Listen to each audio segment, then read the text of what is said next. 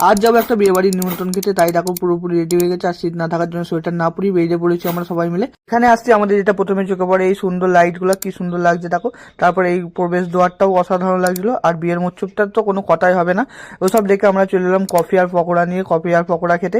তো চলো অল্প করেই খাবো, কারণ মেনুতে অনেক কিছু আইটেম আছে। তারপর ফুচকাও নিয়ে নিলাম, দুটো ফুচকা খেয়ে নিলাম। ফুচকা খেয়ে আমরা চলে এলাম প্যান্ডেলের ভিড় দেখতে, কেমন কি ভিড় আছে না আছে। তারপর জিতের জ্যাকেটটা পছন্দ হয়, ওটাও একবার পরে রেখে নিলাম। আর এই দেখো আজকে আমাদের মেনু কার্ড। তো প্রথমেই আমরা ভেজিটেবিল আর চাটনি দিয়ে ভেজিটেবিল আর চাটনিটা খেয়ে নিলাম। তারপরে আমাদের চলে এলো নানপুরি আর চানা মশলা। তো নানপুরি আর চানা মশলাটা গরম হওয়ায় ওটা আস্তে আস্তে আমি মুখে চালান করে দিলাম। ওহ, কি অসাধারণ লাগলো খেতে, কি বলবো তোমাদের। তারপরেই চলে এলো রাইস আর আমাদের মাটন কষা। ও, রাইস আর মাটন কষাটা অসাধারণ হয়েছিল। তো রাইস, মাটন কষা আর নানপুরি একসঙ্গে খেয়ে নিলাম। তারপরে আমাদের চাটনি, পাঁপড়, মিষ্টি চলে এলো আর সন্দেশও একটা চলে এলো। সবকিছু সাবার করে আইসক্রিম খেতে খেতে ভিডিওটি শেষ করলাম। তো চলো আজকের মতন